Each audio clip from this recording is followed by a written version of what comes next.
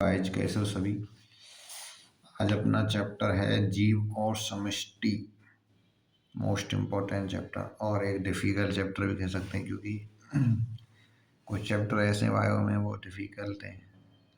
ऐसा नहीं बार बार पढ़ोगे सब ठीक हो जाएगा ना। तो अपन चैप्टर को स्टार्ट करते हैं। पहला पॉइंट है कि पारिस्थितिकीय जीवीय संगठन के प्रमुख 4 स्तर हैं। मतलब जो पारिस्थितिकी यानी कि इकोसिस्टम में जीवीय संगठन के कितने स्तर हैं भाई? 4 स्तर हैं। सही बात है। कौन कौन से 4 स्तर हैं भाई? जीव, जीवोम, समष्टि, समुदाय। दोबारा बोल रहा हूँ मैं, जीव, जीवोम, समष्टि, समुदाय। ठीक है। फिर अगला पॉइंट है व्यष्टि और समष्टि में अंतर बताइए। मतलब इसे व्यष्टि क्यों ही कहा जाता है और समष्टि क्यों ही कहा जाता है, मतलब एक डिफरेंस।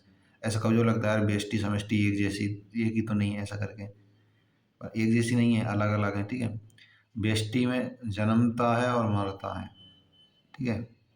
और समष्टि में जन्म दर और मृत्यु दर का उपयोग किया जाता है। ये याद रखना आप लोगों को। ज़्यादा ये नहीं रखना होगा और व्यष्टि क्या है समष्टि क्या नहीं। व्यष्टि में जन्मता है और मरता है। ठीक है। और समष्टि में जन्म दर है और मृत्यु दर की गणना की जाती है। अब देखो जो अगला क्वेश्चन जो नीट में आ चुका है 2-3 बार। ठीक है। अब भी आ सकता है नीट 2025, 26, 27 अगर ये जो नीट होंगे सब में आने की संभावना है। देखो प्रयोगशाला समष्टि में 40 फलमक्खी हैं। ठीक है। तो 4 व्यष्टि किसी विशिष्ट समय अंतराल में एक सप्ताह के दौरान मर जाती हैं, तो समष्टि में मृत्यु दर होगी भाई 40 फलमक्खी। सही बात है कि ना है? तो उनमें 4 व्यष्टि हैं। ठीक है। अब ऐसे दो ही पॉइंट देकर रखेगा, मेन चीज़ है आप व्यष्टि, फिर ऊपर लिखेंगे मृत्यु दर, जन्म दर, इन दोनों में पूछा होगा कुछ ना कुछ। ठीक है।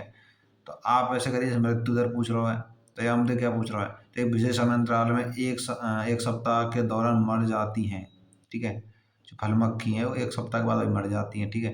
तो समष्टि में मृत्यु दर होगी, तो मृत्यु दर बराबर 4/40 यानी कि व्यष्टि अपॉन कुल मधुमक्खियों की संख्या। ठीक है। या व्यष्टियों की संख्या बटे कुल मधुमक्खियों की संख्या। ठीक है। मधुमक्खी फलमक्खी जो भी है एक्स वाई जेड, कुछ भी आ सकता है। ऐसा नहीं मधुमक्खी फलमक्खी या फिर और कुछ भी आ सकता है इनकी जगह पर। ये जो वैल्यू चेंज हो जाएंगी और नाम चेंज हो जाएंगे, बाकी वही है। देखो अगला क्वेश्चन जो नीट में आ गया 2-3 बार, हमारे राष्ट्रीय उद्यानों में बाघों की गणना किस आधार पर की जाती है? जो बाघ की गणना, जैसे शेर बाघ आपने सुना होगा ना, बाघ, तो बाघों की गणना किस आधार पर की जाती है? पग चिन्ह और गुट्टिका के आधार पर। मतलब जो पग चिन्ह है और गुट्टिका के आधार पर की जाती है। ठीक है। अगला पॉइंट है आवास में समष्टि का घनत्व मूलभूत कितने प्रक्रमों पर निर्भर करता है? 4 प्रक्रमों पर।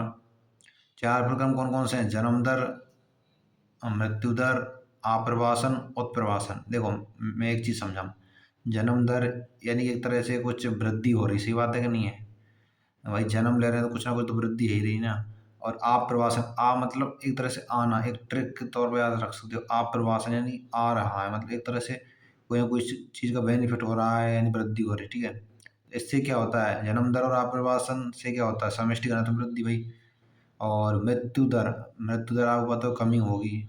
कोई इंसान मरता है, कोई जीव मरता है तो मतलब कमी आती है बस। तो और ऐसे उत्प्रवासन। ठीक है। उत्प्रवासन भी है ऐसे ही कमी को व्यक्त करता है। जन्म दर और आप्रवासन समष्टि घनत्व में वृद्धि को। ठीक है। मृत्यु दर और उत्प्रवासन, उत्प्रवासन ध्यान से ना, उत्प्रवासन जो कि समष्टि घनत्व वो में कमी लाता है। ठीक है। देखो अगला पॉइंट है टी जो कि समय है, एन जो कि समष्टि घनत्व है। T+1 में इसका घनत्व होगा।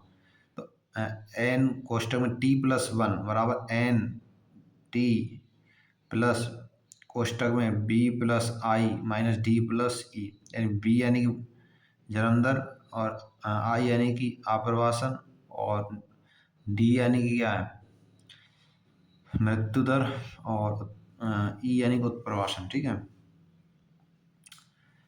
अब जो ये समष्टि वृद्धि वक्र, देखो ये एन और टी में, एन समझ रहे हो समष्टि घनत्व है, और टी यानी समय। जो ऊपर का जो स्लोप जा रहा है, मतलब ये वक्र जा रहा है, ठीक है, वो dn/dt बराबर rn को प्रदर्शित कर रहा है। और जो नीचे जा रहा है, मतलब एक मतलब ये कि पहले तो ऊपर जा रहा है, फिर इक्वल हो रहा है ना, एक स्लोप टाइप में, ठीक है। तो ये एक लॉजिस्टिक वक्र है ना, यानी dn/dt बराबर rn कोष्टक में k-n/k। देखो ये तो कभी जब आता है नीट में ज़्यादातर वही आता है, dn/dt बराबर rn, ठीक है। समष्टि वृद्धि वक्र का समीकरण बताइए, ठीक है, वही आता है, याद रखना बस, दोनों के ऊपर संभावना उसी की है। तो आर जो क्या, आर क्या है इसमें, आर इंट्रिजिक दर है, आर का सही बढ़ता हुआ क्रम बताइए, ठीक है। पूछ सकता है कि आर को क्या बोलते हैं, ठीक है, तो याद रखना। और इसमें मतलब बढ़ता हुआ क्रम क्या है, देखो आर्टभ्रंग है, ठीक है, आर्टभ्रंग जिसका मान सबसे ज़्यादा है, आर का मान, ठीक है, इसमें 0.12 है, ठीक है। उसके बाद में मानव समष्टि जिसका आर का मान कितना है, 0.025। फिर उसके बाद में नार्व चूहा, उसका आर का मान कितना है, 0.015, ठीक है। अब अगला पॉइंट है चर घातांकी वृद्धि वक्र का जो स्लोप है, आकार है, मतलब एक तरह से शेप क्या है, कैसा है, मतलब चर घातांकी जो वृद्धि वक्र है उसका जो आकार कैसा है, ठीक है, जे आकार का, ठीक है। अगला क्वेश्चन है चर घातांकी वृद्धि वक्र का समीकरण बताइए। ये भी मोस्ट इम्पोर्टेंट है, बहुत बार आया नीट में। एन टी यानी कि किसी समय अंतराल में समष्टि घनत्व, एन टी का मतलब, ठीक है, बराबर एन नॉट यानी प्रारंभिक समष्टि घनत्व, ई मतलब एक पावर में है, ई आर टी यानी एन टी बराबर N not E R T, ठीक है। ई एक प्राकृतिक लघुगणक है, आर इंट्रीजेनिक दर है ना, और टी समय ही है, याद रखना, मोस्ट इम्पोर्टेंट। अगला क्वेश्चन है सही मिलान करें, ठीक है। देखो प्रजनन अलग अलग तरह से होता है, जैसे कि भाई कोई जीव एक बार ही प्रजनन करता है, कोई मतलब ये कि जिंदगी मतलब एक बार ही करता है, कोई मतलब एक से अधिक बार करता है, किसी में मतलब जिसका जीवन अंतराल कम है, परंतु उसकी जो मतलब संततियों की संख्या ज़्यादा संख्या में उत्पन्न करता है, ऐसा करके। ऐसा पहला पॉइंट है, जैसे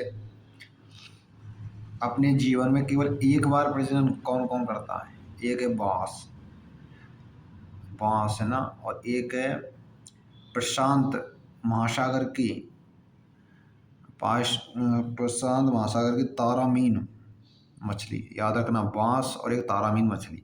और जीवन में, अपने जीवन में कई बार प्रजनन, देखो एक बार प्रजनन कौन करे, बांस और तारामीन मछली, ठीक है। और जीवन में कई बार प्रजनन कौन कौन करे, पक्षी स्तनधारी, सभी पक्षी स्तनधारी नहीं, अधिकांश पक्षी और स्तनधारी, ठीक है।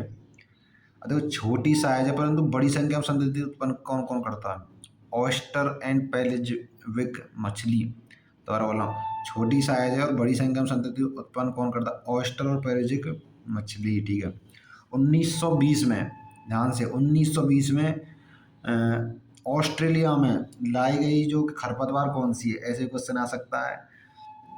उसका आंसर है नागफनी, ठीक है। 1920 में ऑस्ट्रेलिया में लाई गई नागफनी है, वो मतलब अधिक संख्या में उत्पन्न हो गई थी, ठीक है।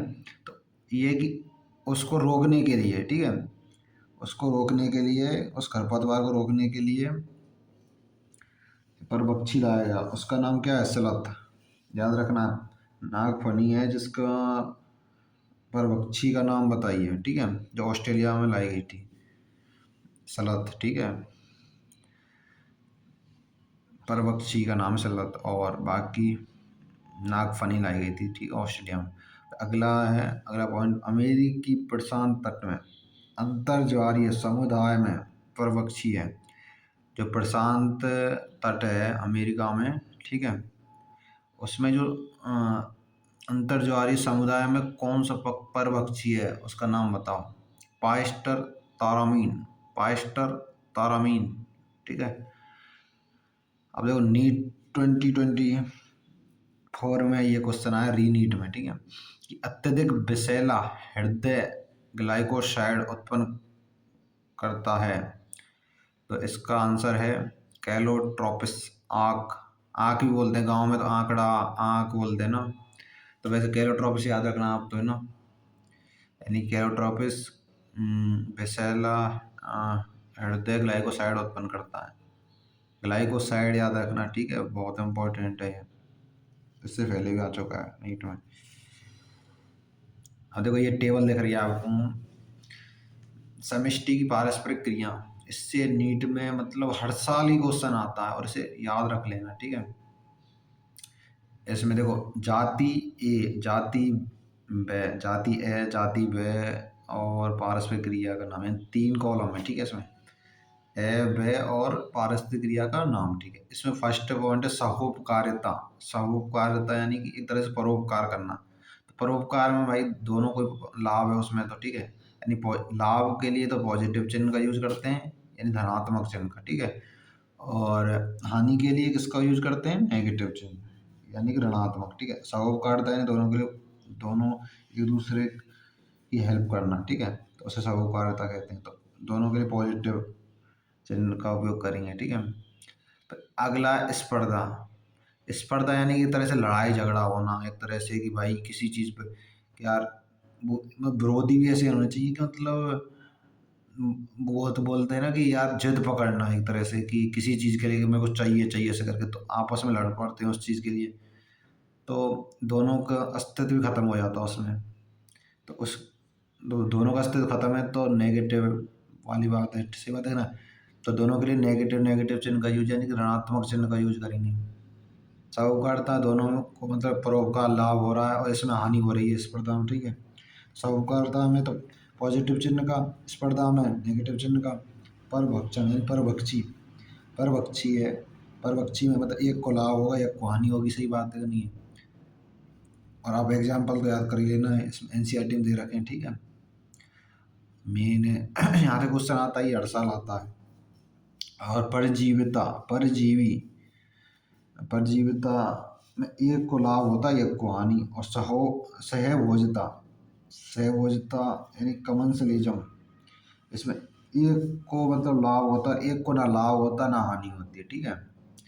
और अगला पॉइंट है अंतर जातीय परजीविता, एमेंसलिज्म। आप तो ऐसे याद रखना सहभोजता और अंतर जातीय परजीविता, ठीक है। सहभोजता में तो एक को लाभ और एक को ना लाभ ना हानि। अंतर जातीय परजीविता में मतलब एक को हानि होती है एक को ना लाभ होता है ना हानि होती है, ठीक है। ये जो टेबल है बहुत बहुत इंपॉर्टेंट है, इनकी जो एग्जाम्पल उनको याद रखना, ठीक है। बाकी ऑल दी बेस्ट, अच्छे से पढ़ना है ना।